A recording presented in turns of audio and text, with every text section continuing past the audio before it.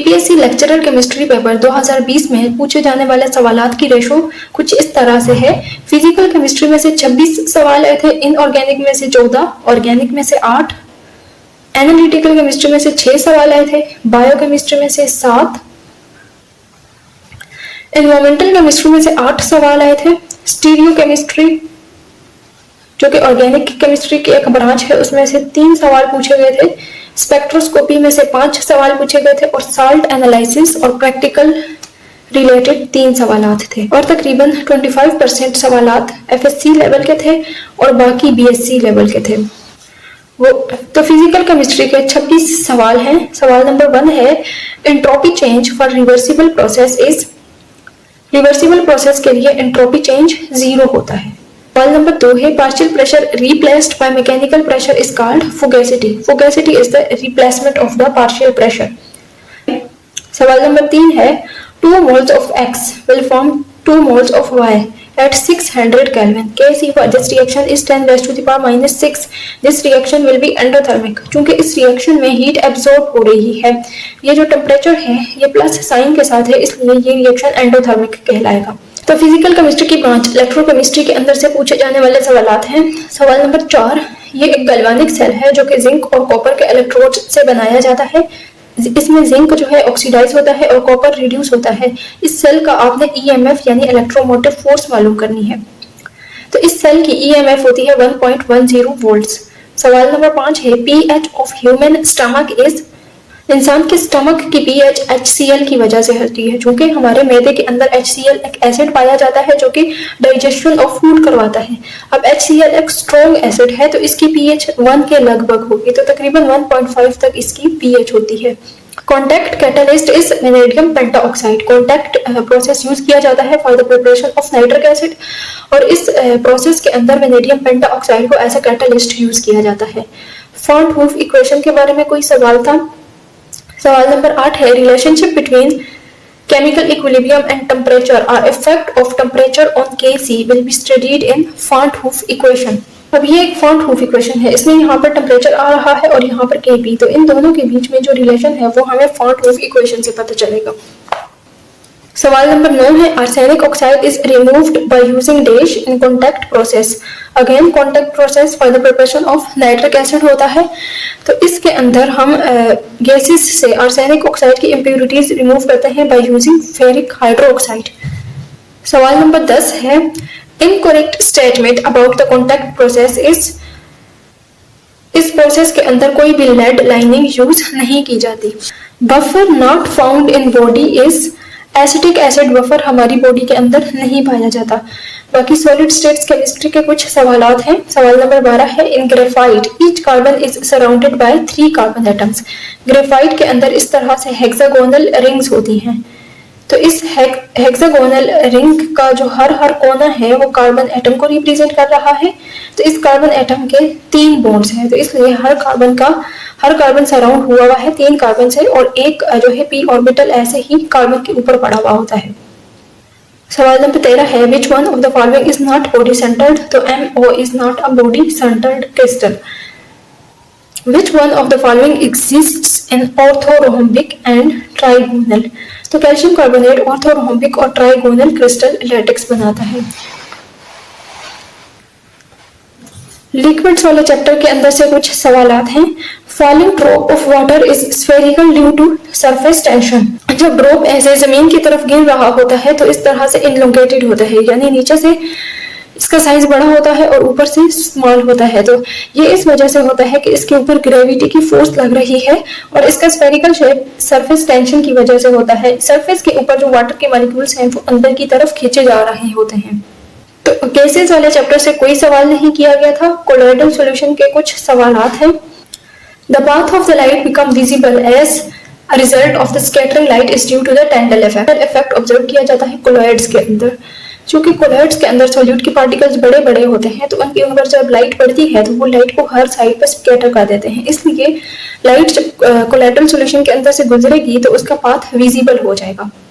सवाल नंबर 17 है incorrect statement about the chemisorption is it does not form multilayer. Chemisorption के अंदर एड्सॉर्बेट की एड्सॉर्बेंट के ऊपर एक ही लेयर बनती है, मल्टी लेयर्स नहीं बनती।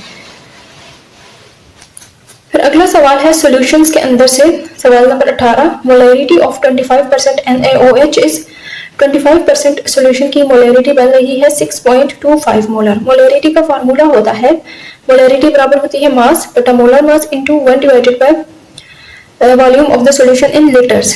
तो वॉल्यूम ऑफ द सॉल्यूशन आपको दिया हुआ है सेंटीमीटर क्यूब में, तो आपने सेंटीमीटर क्यूब वाले वॉल्यूम को जब डेसीमीटर में क्यूब में कन्वर्ट करना है या लीटर में कन्वर्ट करना है तो उसको डिवाइड करना है आपने 1000 से। ये गिवन है मास, मास को आपने डिवाइड किया मोलर मास के साथ। इसकी जब कैलकुलेशंस करेंगे तो आपके पास आंसर आएगा 6.25 मोलर। बाकी कुछ सवाल थे एटॉमिक स्ट्रक्चर वाले चैप्टर के अंदर से। सवाल number 19, Balmer series lies in visible region. तो हाइड्रोजन स्पेक्ट्रम की जो बाल्मर सीरीज है वो विजिबल रीजन के अंदर पाई जाती है। अगला सवाल है, अगर वेवलेंथ 2 एंगस्ट्रॉम है तो आपको मोमेंटम मालूम करना है। तो एक फार्मूला होता है जिसमें वेवलेंथ बराबर होती है h डिवाइडेड बाय p के। डी ब्रॉय हाइपोथेसिस का ये फार्मूला है।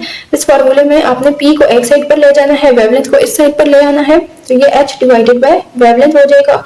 अभी आपने h यानी प्लैंक्स कांस्टेंट की वैल्यू पुट करनी है और वेवलेंथ की वैल्यू पुट करनी है। प्लैंक्स कांस्टेंट की वैल्यू होती है 6.602 रेज़ टू द पावर -34 और ये आपने वेवलेंथ की वैल्यू पुट कर दी है। एंगस्ट्रॉम को आपने कन्वर्ट कर दिया मीटर्स में। 1 एंगस्ट्रॉम बराबर होता है 10 raise to the power -10 meters के। तो इन दोनों को जब आप डिवाइड करेंगे तो आपके पास ये आंसर निकल कर आएगा। सवाल नंबर 21 है, light travel discontinuously. This concept was given by Max Planck. Max Planck ने क्वांटम थ्योरी दी थी जिसके अंदर उसने बताया था कि light is emitted in the form of quanta. Quanta जो है पैकेट्स ऑफ एनर्जी होते हैं और इस तरह से लाइट डिसकंटिन्यूअसली ट्रेवल करती है। Value of r for third orbital of hydrogen is, hydrogen के किसी भी ऑर्बिटल का रेडियस मालूम करने के लिए एक फार्मूला होता है r n is equal to 0.529 n का स्क्वायर एंगस्ट्रॉम। एन का स्क्वायर यहाँ पर ऑर्बिट नंबर को रिप्रेजेंट कर रहा है। चूंकि आपने थर्ड ऑर्बिट का रेडियस मालूम करना है तो इस एन की जगह आपने 3 लगाना है। ये 3 3 और 9 हो जाएगा। 9 को आपने 0.529 के साथ जब ज़रब देनी है तो आपके पास आंसर आएगा 4.75 एंगस्ट्रॉम। केमिकल काइनेटिक्स के कुछ सवाल हैं। सवाल number 23, unit of rate constant for third order reaction is. Third वो बन रहा है डेसीमीटर क्यूब मोल पर मोल स्क्वायर पर सेकेंड। रेट कांस्टेंट मालूम करने के लिए एक फार्मूला होता है मोल पर डीएम क्यूब की पावर 1 माइनस एन और पर सेकंड। इसमें n की जगह आपने order of the reaction put कर देना है। तो अगर आप n की जगह 3 पुट करेंगे तो ये 1 माइनस 2 आ जाएगा। आंसर आ जाएगा -2 अब मोल के ऊपर आ जाएगा और -2 इस डेसीमीटर क्यूब के 3 के साथ भी मल्टीप्लाई हो जाएगा। 3 2 6 हो जाएगा। ये -6 में आंसर आएगा। तो -6 को जब आप ऊपर लेकर जाएंगे तो ये +6 हो जाएगा इधर। अगला सवाल है सवाल number 24, expression of half life is. ये हाफ लाइफ को रिप्रेजेंट कर रहा है। Half life is inversely proportional to a की पावर n-1। a represents the initial concentration of reactants और n is the order of the reaction। सवाल number 25 है, एक्टिवेशन एनर्जी आपने मालूम करनी है अगर आपको स्लोप गिवन है। ये मालूम करने के लिए एक फार्मूला होता है जिसमें slope is equal to minus activation energy divided by 2.303 R के होती है।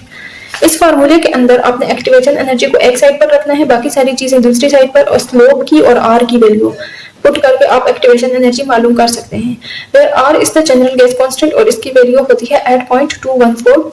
एक्टिवेशन एनर्जी निकल कर आएगी 103.41 kilo joule per mole.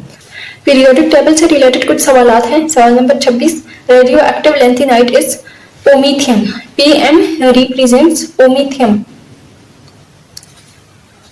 Hydroxide of dash is more soluble in water. तो अल्कलाई मेटल्स के हाइड्रोक्साइड वाटर के अंदर ज्यादा सॉल्युबल होते हैं। पोटेशियम एक अल्कलाई मेटल है तो इसका हाइड्रोक्साइड ज्यादा सॉल्युबल होगा।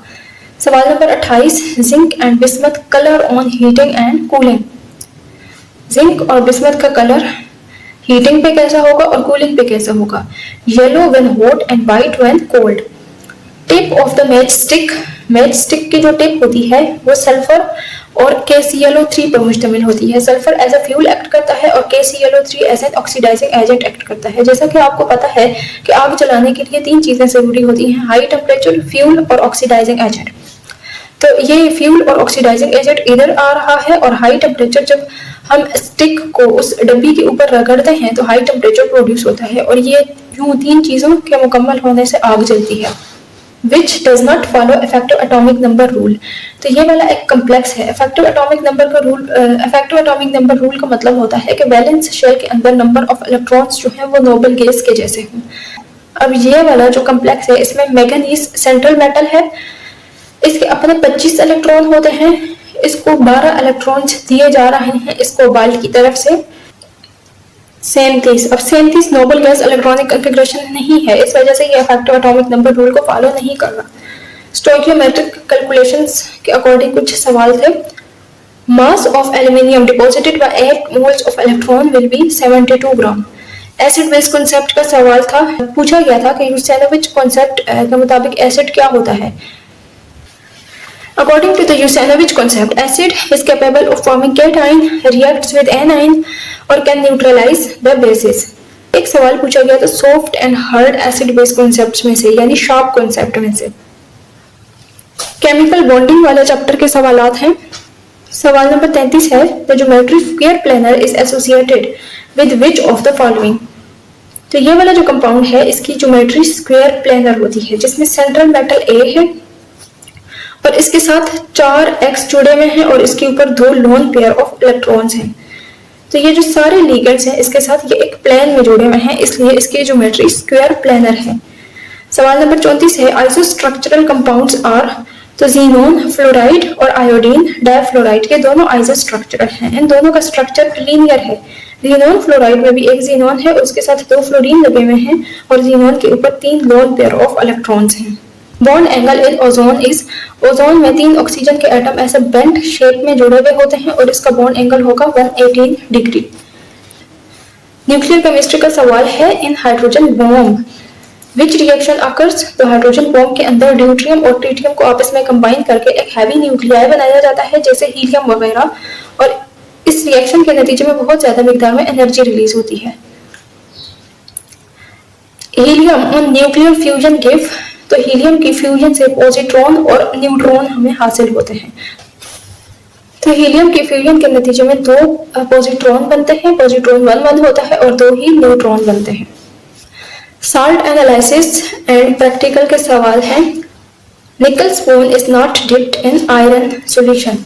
क्योंकि निकल और आयरन के बीच में रेडॉक्स रिएक्शन हो जाता है, तो जिसकी वजह से निकल का स्पून जो है आयरन के सॉल्यूशन के अंदर डिसॉल्व हो जाएगा। Locating reagent not used for metals is. Ammonium sulphide को मेटल्स के लिए एज अ लोकेटिंग रिएजेंट नहीं यूज की जाता during the chromatography. The reagent used for the detection of group 5 metals is ammonium hydroxide, ammonium chloride and ammonium carbonate. Salt analysis में group 5 के elements की detection इस reagent के साथ की जाती है। टाइट्रेशन के सवाल हैं। Sodium sulphide is iodically titrated against potassium dichromate. True statement about distribution coefficient is it does not depend upon the mass of solute. Which is not true about GCMS।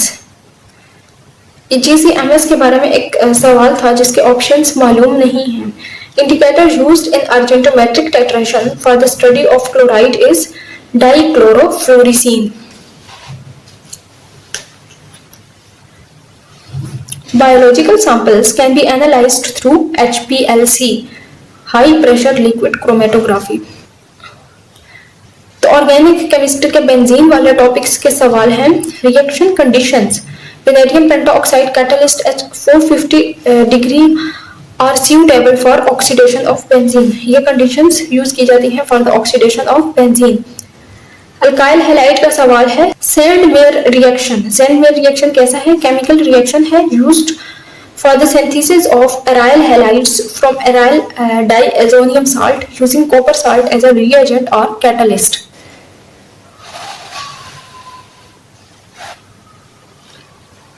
1-chlorobutane reaction with alcoholic KOH। 1-chlorobutane को अगर alcoholic KOH के साथ react करवाया जाएगा तो उसके नतीजे में 1-butanol बनेगा और 1-butanol की डिहाइड्रेशन होगी तो 1-butene बनेगा। ये दोनों जब आप इसमें रिएक्ट करेंगे तो ब्यूटानोल बनेगा। ये ब्यूटेन और ये ऑल, यानी क्लोरोब्यूटेन का क्लोरीन रिप्लेस हो गया है विद हाइड्रोक्साइड आयन, और इसकी जब डिहाइड्रेशन की जाएगी माइनस वाटर का मॉलिक्यूल होगा तो 1 ब्यूटीन बनेगा। इस कार्बन से हाइड्रोक्साइल ग्रुप रिमूव हो जाएगा और इस कार्बन से हाइड्रोजन, तो ये डिहाइड्रेशन के नतीजे में 1 ब्यूटीन बनेगा। ईथर वाले टॉपिक के कुछ सवाल है। Which of the following method involves the preparation of ether by deprotonation of alcohol and alkyl halide. तो इस प्रोसेस को विलियमसन्स सिंथेसिस कहा जाता है। Which of the following is not the method for the preparation of ethers? तो ethers की preparation oxymercuration demercuration के through नहीं होती। अल्कोहल्स के सवाल हैं। Identification of alcohol in petrol is done by gentian violet dye, methyl violet, hexamethyl paraaniline chloride. ये चीजें यूज की जाती हैं for the identification of alcohol in petrol. Amines के सवाल हैं। Identification test for primary secondary and tertiary amine is Hinsberg test. Amino acid के सवाल हैं। Which amino acid is not prepared by आवर बॉडी। तो जो अमाइनो एसिड हमारी बॉडी सिंथेसाइज नहीं करती उनको एसेंशियल अमाइनो एसिड कहा जाता है, और ये 10 इन नंबर होते हैं। क्योंकि ये हमारी बॉडी में सिंथेसाइज नहीं होते इसलिए ये हमारी सेहत के लिए जरूरी होते हैं, हमें बाहर से लेने पड़ते हैं। Stereochemistry possible isomer of C4H8OR10। इस कंपाउंड के 10 आइसोमर्स पॉसिबल हैं। Question about enantiomer properties. खसूसियात के बारे में सवाल किया गया था कि एनांशियोमर की कैसी खसूसियात होती हैं, तो वो जितनी भी खसूसियात थी वो सारी एनांशियोमर की थी। तो इसका ऑप्शन होगा all of these. Optically active compound with 3 asymmetric centre would have possible isomers. तो अगर किसी ऑप्टिकली एक्टिव कंपाउंड के अंदर एसिमेट्रिक सेंटर मालूम हो तो उसके आइसोमर मालूम करने के लिए ये फार्मूला यूज किया जाता है 2n, where n is the number of asymmetric centres. तो n अगर 3 है तो 2 बराबर हो जाएगा 8 के। तो 8 आइसोमर्स पॉसिबल हैं for the compound having 3 asymmetric centres. Biochemistry के सवाल हैं। Which buffer is not present in human body. तो इंसान के जिस्म के अंदर एसिटिक एसिड बफर नहीं पाया जाता। Components of Dacron are. तो Dacron polymer ethylene glycol plus terephthalic acid से बना हुआ होता है। ये कंडेंसेशन पॉलीमर है। Cellulose is not digested due to the absence of beta glycosidase enzyme. इंसान की बॉडी के अंदर सेलुलोज डाइजेस्ट नहीं होता क्योंकि इंसान के अंदर ये वाला एंजाइम नहीं पाया जाता। Soft soap is prepared by using NaOH called saponification. Saponification के अमल के दौरान फैटी एसिड्स को सोडियम हाइड्रोक्साइड के साथ रिएक्ट करवाया जाता है और इस न्यूट्रलाइजेशन रिएक्शन को स्पोनिफिकेशन रिएक्शन कहा जाता है। Rancidity is oxidation of fats. Vitamin B12 deficiency causes glossitis. Glossitis is cracking of lips. Deptron is a polymer made up of monomers ethylene glycol and terphthalic acid. Environmental chemistry के कुछ सवाल हैं। According to ये कोई इदारा है, ozone level dangerous to the life और health is 5 ppm। अगर ट्रोपोस्फेयर में 5 ppm ओजोन हो तो वो इंसानों और जानवरों के लिए नुकसानदेह है। Foul smell in tanky of water is due to CH4 and hydrogen sulfate. Concentration of ozone in safe atmosphere is 0.3 ppm. अगर ट्रोपोस्फेयर के अंदर 0.3 ppm ओजोन होगी तो ये सेफ लिमिट है ओजोन की। Which of the following cause ozone depletion? तो oxides of nitrogen, bromine, atom, these all will cause ozone deficiency. Thickness of atmosphere is 1000 kilometre. Atmosphere 4 layers पर मुश्तमिल होता है, troposphere, stratosphere, mesosphere and thermosphere, और इन चारों layers की thickness तकरीबन 1000 kilometre होती है। रेंज ऑफ स्ट्रेटोस्फेयर एटमॉस्फेयर की दूसरी लेयर है और ये 15 किलोमीटर से 50 किलोमीटर तक एक्सटेंड करती है। Normally rain water is acidic due to carbon dioxide. Rain water में कार्बन डाइऑक्साइड जब रिएक्ट कर जाता है तो ये कार्बोनिक एसिड बनाता है और इस कार्बोनिक एसिड की वजह से रेन वाटर एसिडिक हो जाता है। Which is not greenhouse gas. Carbon monoxide is not greenhouse gas. Spectroscopy के बारे में सवाल है। Precessional frequency is given by the formula. ये फ्रीक्वेंसी का फार्मूला है। Frequency is equal to lambda HO divided by 2 pi. When a substance show phenomena of phosphorescence, then wavelength range is फास्फोरेसेंस एक delayed process है जिसमें electron triplet state के अंदर चला जाता है और ट्रिपलेट स्टेट में इलेक्ट्रॉन कलर स्टेबल होता है। ये प्रोसेस तकरीबन 10⁻³ से 10⁻² सेकंड्स में हो जाता है। Solvent not used in IR is, IR spectroscopy में हम वाटर को यूज नहीं कर सकते क्योंकि ये खुद भी आईआर एक्टिव है और आईआर रेडिएशन को एब्जॉर्ब कर सकता है। Which one of the following is used as a source of radiation in FTIR? Fourier transform infrared spectroscopy में सिलिकॉन कार्बाइड का रोड यूज किया जाता है। Shifting of spectral lines in the region of lower wavelength will be called hypsochromic shift. तो ये 2020 के public service commission का जो लेक्चरर केमिस्ट्री का टेस्ट था उसके तकरीबन सारे सवाल हैं।